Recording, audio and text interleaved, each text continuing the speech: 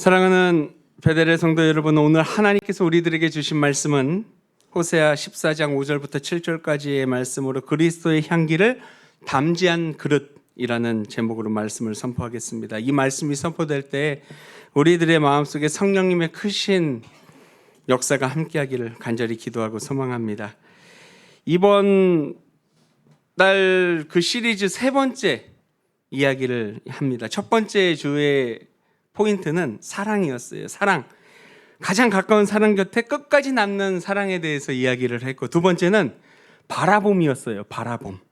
내 옆에 있는 사람, 가족이든 주변이든 내가 아끼는 이들을 아름답게 바라보라라는 것이었습니다. 그리고 오늘 뭡니까? 그리스도의 향기를 담지한 그릇. 우리의 향기를 담지하기 원하는 것, 풍기는 것뿐만 아니라 우리의 향기를 담지하기를 원한다라는 것이에요. 그러다 보니까 한 달 시리즈를 잘 보면은 눈치가 빠르신 분들이 있는데, 제가 영어 알파벳도 넣었어요. 처음에는 뭐 넣었죠? L. 그다음은 O. 그다음에 V. 다음 주는 뭔지 얘기 안 하지만 그 주보 위에 뒤에 있을지도 모릅니다. 그리고 또 그 안에 또 숨은 그게 있어요. 뭐냐면은 눈과 코와 귀일까요? 입일까요? 그것도 다음 주에 기대하시기 바랍니다. 어차피 설교는 다 준비되어 있습니다. 근데 여러분, 담지하다, 이 말이 어쩌면 생소할 수도 있습니다. 이 담지하다는 거 잠깐 담가두었다, 이게 담아두는 것뿐이 아니었어요. 안에 품고 지니고 견디고 마침내 흘려보내는 것을 이야기합니다. 향을 오래 담는 그릇, 그 그릇은요, 시간이 지나면 향이 그릇 자체에 배어나오게 되지요. 나중에 그릇이 비어 있어도 가까이 가면 은은한 향이 솔솔 흐르게 합니다. 우리 그리스도인들이 그렇지 않습니까? 우리는 향기를 만드는 사람이 아닙니까? 그리스도를 담은 사람입니다. 내 안에 그리스도가 우리 안에 계시기 때문에 나도 모르는 사이에 나의 말솜씨에, 나의 표정에, 나의 태도에 그리스도의 향기가 조금씩 배어 나오게 되는 것입니다. 여러분, 이 향기는 미묘합니다. 굳이 설명하지 않아도 됩니다. 좋은 향기는 가만히 있어도 은은하게 퍼지고요, 좋지 않는 냄새는 아무리 가리려고 해도 드러나게 됩니다. 그 이유가 뭔지 아세요? 안에 있는 게 나오기 때문이에요. 저도 마찬가지입니다. 사람들을 바라볼 때 사람은 향기를 먼저 맡습니다. 누구나 교회 안에서 멋진 말을 하려고 할 수도 있습니다. 그러나 우리가 만남을 통해서 그의 내면의 향기를 감지하려고 하고 있지요. 내 모습 속에 내가 정말로 주님 안에서 온전히 살아가고 있는지, 아니면 내가 정말로 주님 안에 바르게 살아가려고 하고 있는지, 그것을 가장 먼저 느끼는 것은 바로 우리 가족과 이웃들 아닙니까? 가까이 있는 우리가 바로 나를 바라보는 정직한 거울이라는 것입니다. 오늘 호세아 14장에 하나님께 돌아온 사람, 어떻게 일어나는 변화입니까? 말라버린 인생 속에서, 이슬이 내리고 시든 인생 속에서 꽃이 피고 흔들리던 인생 속에서 뿌리가 온전히 내림을 받은 사람들을 바라보게 됩니다. 그리고 마침내 그 사람에게서 향기가 솔솔 풍기게 되지요. 오늘 말씀이 그것이 아닐까요? 내 향기를 만들어내는 것. 근데 그 향기는 인위적으로 만들어냄이 아니라 잔잔하게 흐르게 된다라는 것. 그렇다면 나에게는 과연 어떤 향기가 흐를지 오늘 말씀으로 나를 점검해 보기를 소망합니다. 첫 번째는 하나님께 온전히 돌아올 때 마른 영혼에 우리들에겐 이슬이 맺히게 될 줄 믿습니다. 5절입니다. 내가 이스라엘에게 이슬과 같다 라고 이야기를 했어요. 주님은 내가 이슬과 같다고 이야기를 합니다. 이슬이 어떤 존재입니까?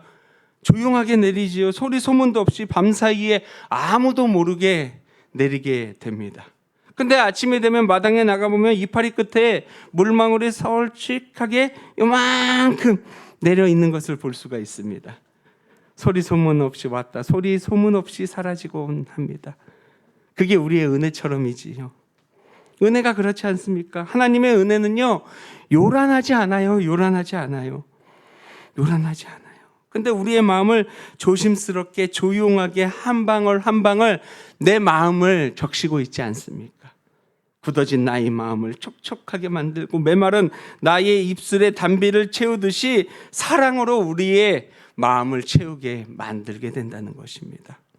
이 호세아서 전체를 한번 바라보십시오. 이스라엘의 죄를 깊이 고발하는 책이었습니다.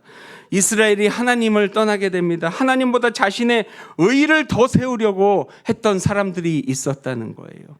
은혜를 받아놓고도 내가 그 은혜 받았다는 사실을 잊고 살았습니다. 하나님은 호세아 선지자의 그 가정을 통해서 모든 것들을 보여주게 되었지요. 떠나간 아낸 고멜의 그 모습 속에 하나님을 떠난 이스라엘의 얼굴이 살며시 포개지지 않습니까? 이 앞전의 내용, 오늘 읽은 말씀 그 전에 읽기만 해도 우리의 마음은 너무나도 괴롭습니다. 책망과 심판의 말씀이 끝없이 이어지고 있는 것을 볼 수가 있어요. 그리고 14장에 이르면서 이제 분위기가 바뀌게 됩니다. 하나님은 심판으로 끝나지 않는다고, 그리고 다시 우리를 부르신다고 말씀하셨어요. 이스라엘아, 내 하나님 여호와께로 돌아오라. 내가 불의함으로 말미암아 엎드려졌다. 여러분, 엎드려진 백성에게 하나님께서 허락하신 첫 마디가 무엇입니까? 끝이 아니라 돌아오라고 이야기하셨어요. 정죄함과 책망이 아니라 거룩한 부르심이 있었습니다. 여러분, 이것이 진짜 복음 아닙니까? 우리의 삶에도 이 은혜가 필요한 것입니다. 우리의 삶이 메마른 까닭이 무엇입니까? 돈이 부족해서요? 글쎄요. 쌀이 없어서요? 혹시 여기 쌀이 없으셔서 오늘 점심을 걱정하시는 분 있으십니까? 성가대. 저희 집에 10kg짜리랑 5kg짜리 하나 있는데 5kg짜리 제가 하나 드리겠습니다. 아유, 목사님이 째째하게 5kg짜리 준대. 그럼 10kg짜리 드릴게요. 드릴 수 있습니다. 아니면 2개 다 드릴 수 있어요. 까놓은 것도 아직 많이 남아있어서. 아니에요. 너무 바빠서예요. 좀 더 깊이 들여다보면 내 마음의 이슬이 말라버리지 않았습니까? 은혜가 마르고 입술이 마르고 눈빛도 마르고 서로를 기다려주던 그 보이지 않던 여정의 공감의 시간에 점점 여유가 없어졌던 것이지요. 사실 어제와 오늘 내일 같은 세상 속인데도, 누릴 것은 더 많은 세상인데도 우리네 마음은 어느 순간 더 외롭다고 느낄 때가 있다라는 거예요. 왜 그럴까요? 무엇이 부족해서 그 시간을 적셔줄 은혜가 말라버렸기 때문입니다. 여러분, 영혼이 말라 있으면요, 우리의 마음의 여유가 없습니다. 작은 말에도 상처가 납니다. 별거 아닌 거에도, 표정에도 마음이 다치고, 사소한 일에도 마음의 응어리가 터져 나오게 됩니다.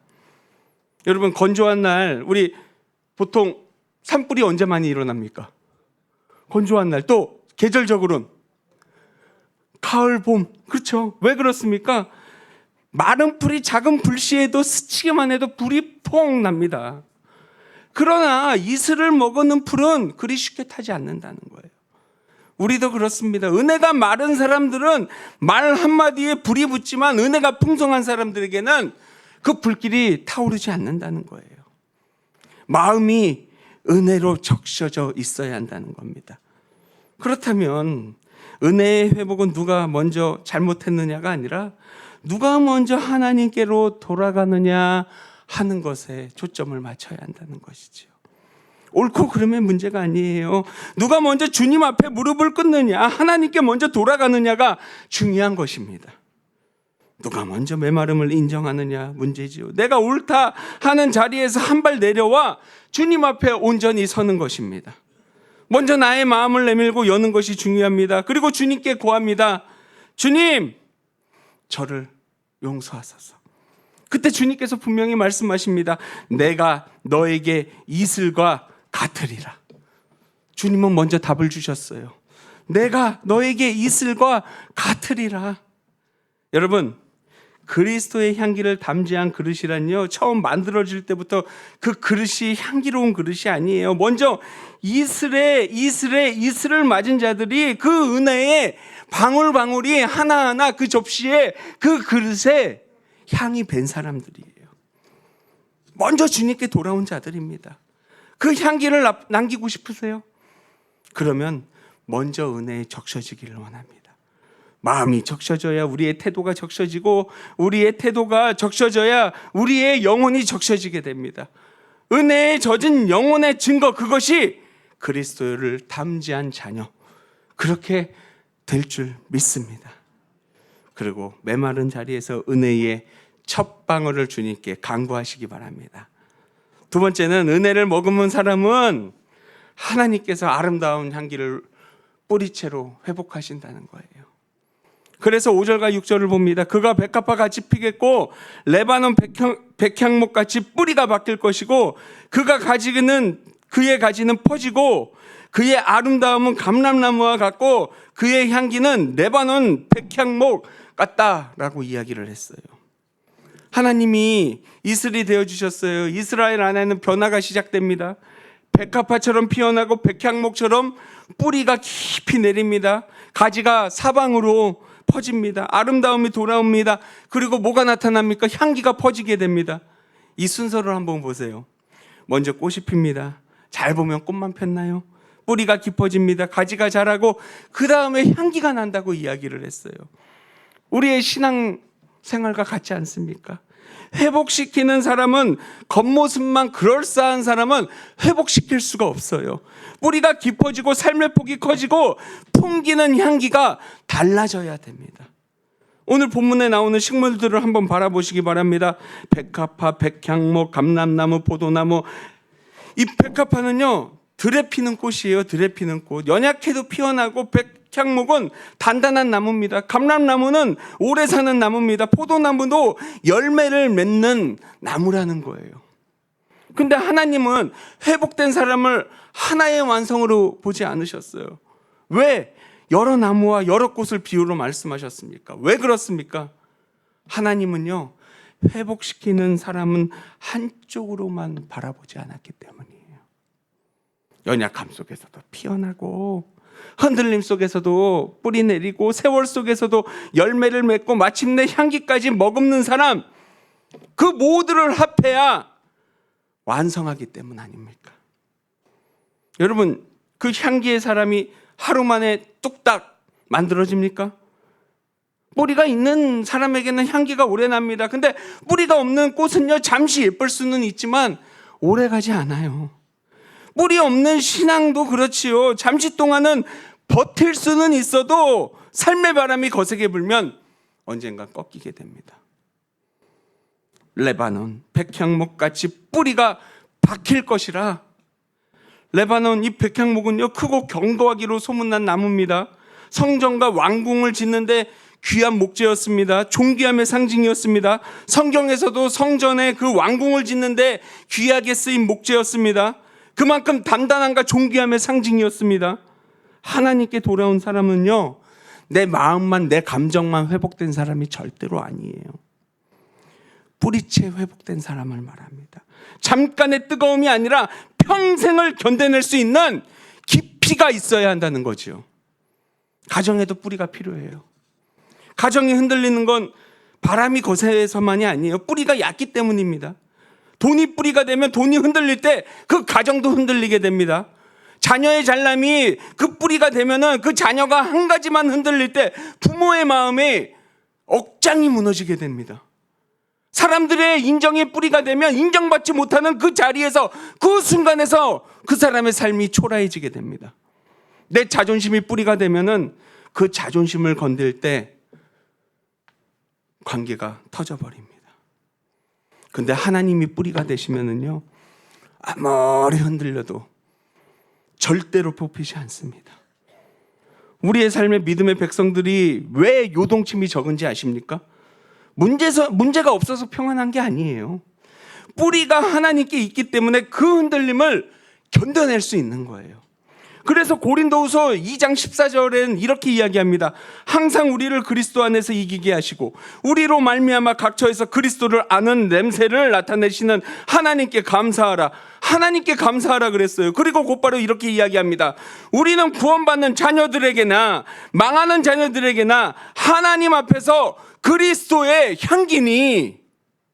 이 바울은요, 그리스도인을 그리스도의 향기라 말하지 않았어요. 꼭 짚어야 할 게 있어요. 우리가 향기를 만든다고 하지 않았어요. 향기의 주인은 그리스도인이라고 이야기를 합니다. 우리는 그 향기를 담는 그릇일 뿐입니다. 호세아서도 똑같은 진리의 말씀을 하셨어요. 이스라엘이 스스로 향기를 만들어내 준 것이 아니었어요.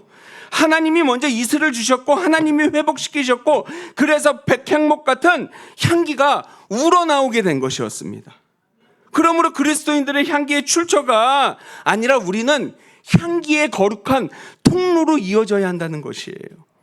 향기를 짜내려고 애쓰는 사람이 아니라 그 그리스도를 담아서 그분의 향기가 새어나오게 하는 사람, 그것이 우리의 역할이라는 거예요. 이것이 신앙의, 성경이 말하는 신앙의 본질이라는 것이죠. 여러분, 그리스도가 우리 안에 사실 때 그분의 사랑이 우리를 통해서 흘러갑니다. 그러므로 우리의 삶이 완벽해서 향기로운 게 아니에요. 내 성격이 좋아서가 아닙니다. 우리 안에 그리스도가 계시기 때문에 우리는 향기를 품을 수 있는 것입니다. 그리스도가 뿌리가 되시면 말이 달라져요. 표정이 달라지고 기다림도 달라지고 말하는 방식도 달라지고 삶 속에 사과하는 태도도 달라집니다. 전에는 이기려고만 했는데 은혜를 받게 되면 모두가 살려고 합니다. 전에는 내 감정을 마음대로 풀려고 했는데 이제는 상대의 마음을 먼저 알아보려고 합니다. 전에는 내가 다 옳다고 증명하려고 했는데 이제는 관계를 살리는 게 더 중요하게 됩니다. 이게 향기예요, 향기. 그리스도의 향기. 향기는 한 번에 거창하지 않아요.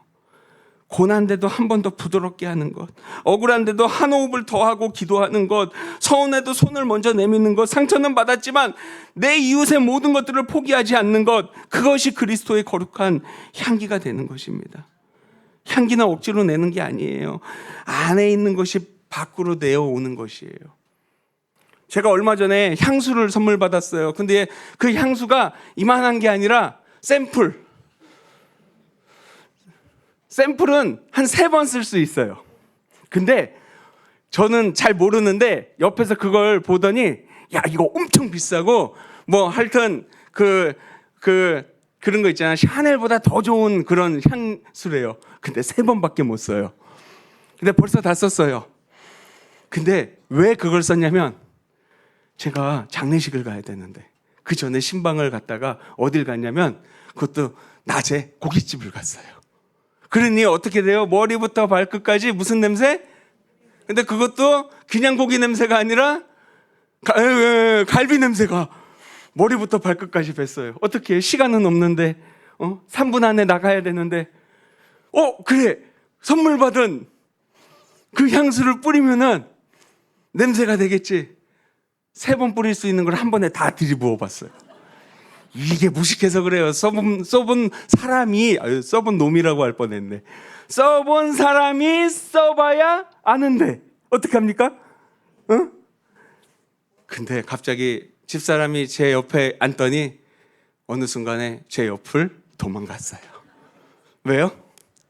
고기 냄새와 무슨 냄새?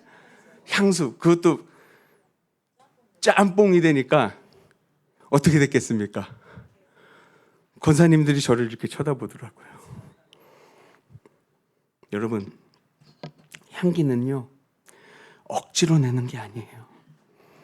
안에 있는 것이 밖으로 배어나오는 거예요. 안에 있으면 불평이 가득하고 불평의 냄새가 나고 분노가 가득하면 분노의 냄새가 나는 거예요. 근데 내 마음속에 은혜가 가득하면 은혜의 향기가 나는 것입니다. 그러니 우리는 내 자신에게 물어야 해요. 과연 나는 어떠한 향기를 내고 있는가? 내 말은 은혜의 향기를 내고 있고 주님의 향기를 갖고 있고 우리가 다시 주님께 돌아가게 되면 주님은 나를 이슬되게 하시고 뿌리를 내리게 하시고 다시 퍼지게 하시고 회복하게 하시고 향기를 나게 해주실 것인가? 여러분, 그리스도를 담지한 그릇이 완벽함이 아니라요, 그 은혜를 머금고 다시 향기를 내는 그릇, 그것이 우리가 해야 할 역할일 줄 믿습니다. 마지막으로는 회복한 사람의 향기는 가장 가까운 사람을 다시 돌아오게 한다는 거예요.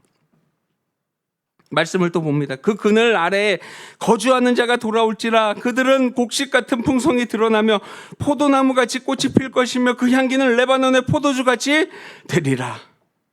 근데 여기서 잊지 말아야 될 것이 한 가지가 있어요. 그 그늘 아래에 거주하는 자가 돌아올지라.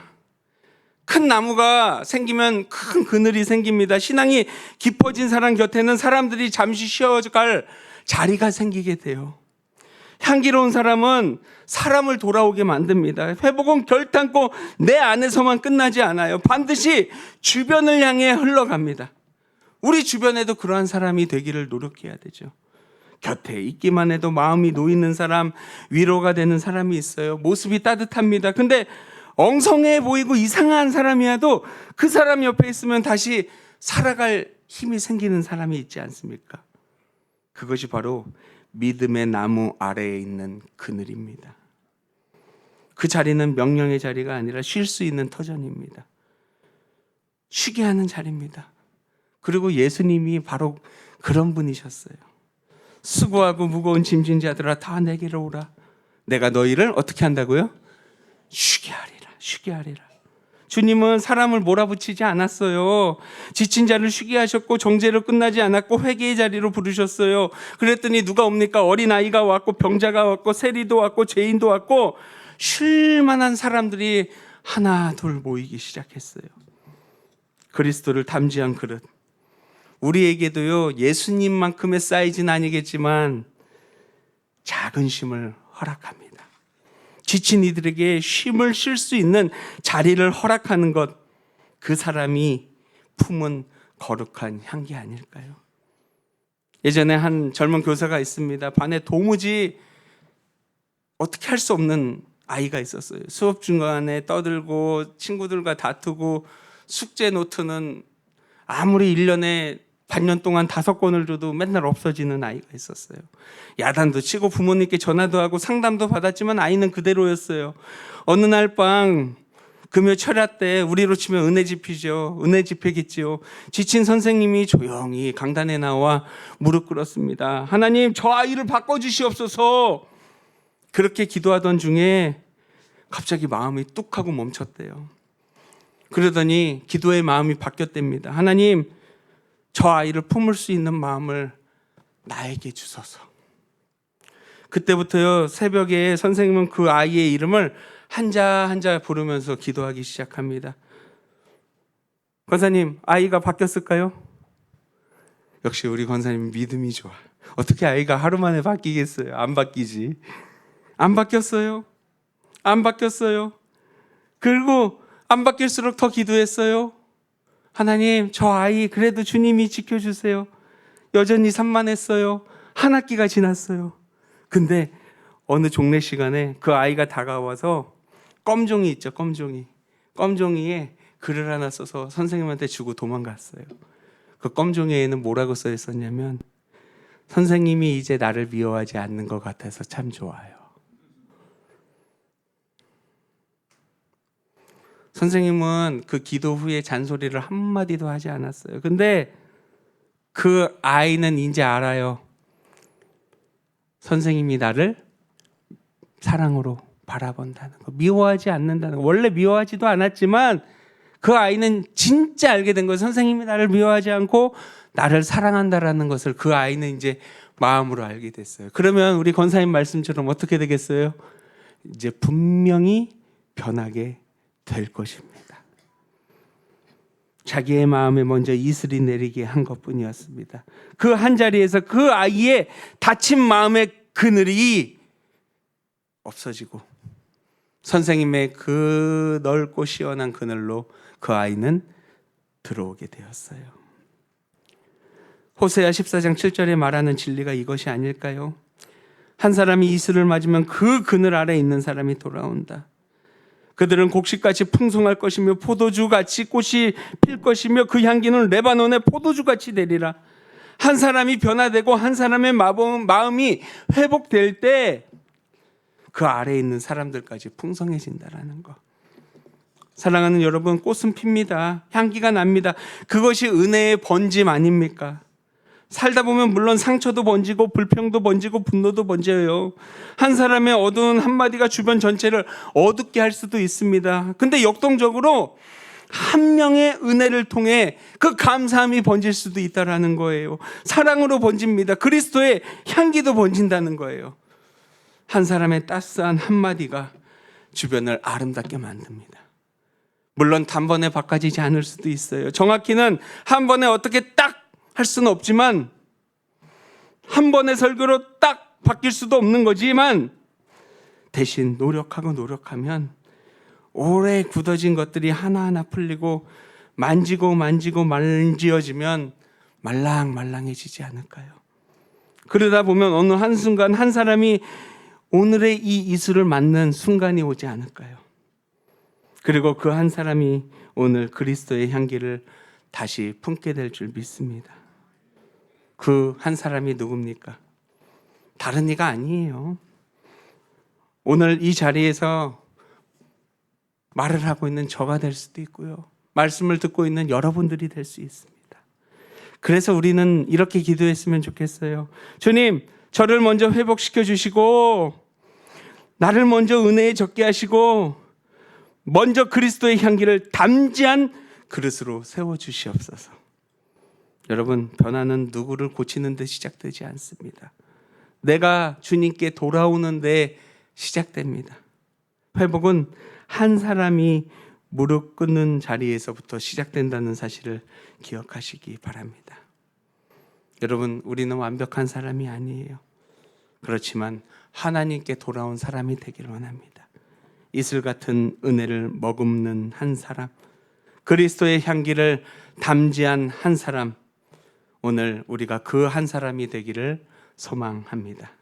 우리 함께 찬양 드립니다. 원하고 바라고 기도합니다. 함께 찬양 드리겠습니다.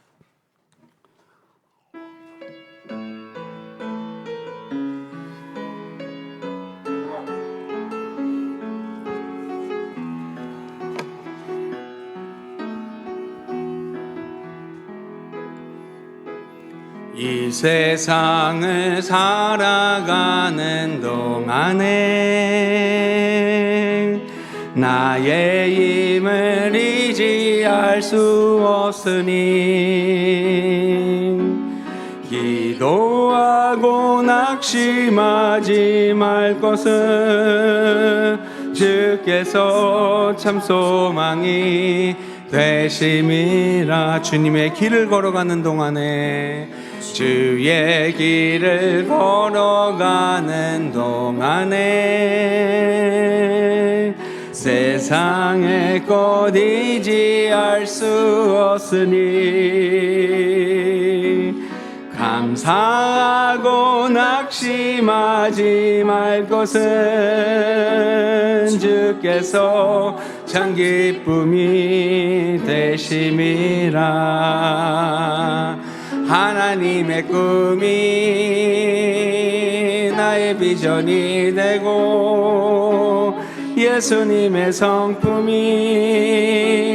나의 인격이 되고 성령님의 권능이 나의 능력이 되길 원하고 바라고 기도. 하나님의 꿈이 나의 비전이 되고 예수님의 성품이 나의 인격이 되고 성령님의 권능이 나의 능력이 되길 원하고 바라고 기도합니다. 이 시간 두 손을 모으고 진중히 기도하길 소망합니다. 나는 지금 주님께 돌아가 은혜의 이슬을 맡고 있는지, 나는 지금 가까운 사람에게 어떠한 향기를 남기고 있는지, 나는 지금 누군가에게 쉬어갈 수 있는 믿음의 그늘이 되고 있는지, 이 시간 마음을 담아 주님의 음성에 귀를 기울여 보도록 하겠습니다.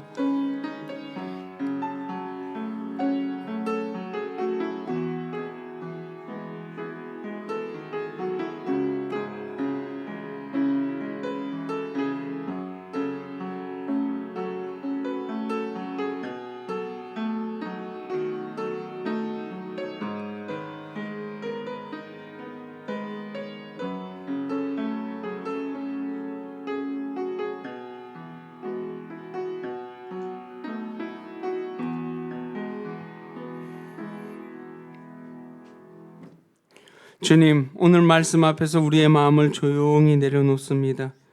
우리는 향기를 만들 수 있는 사람이 아니라 주님을 담아야 향기 나는 사람임을 고백합니다. 메마른 우리의 마음을 위해 이슬 같은 은혜를 내려주시옵소서. 굳어진 마음을 적셔주시고 마른 입술을 부드럽게 하시고 날카로워진 표정을 은혜로 다스려 주소서. 내가 옳다는 자리에서 내려오게 하시고 먼저 주님께 돌아가는 사람이 되게 하여 주시옵소서. 우리 안에 그리스도를 깊이 담게 하셔서 말 한마디도 주님의 향기가 나게 하시고 표정 하나에도 은혜가 흐르게 하시고 가까운 가족과 이웃이 우리를 통해 주님의 따스함을 느끼게 하소서. 주님, 우리 가정에 완벽한 사람이 필요한 것이 아니라 하나님께 돌아온 한 사람이 필요함을 믿습니다.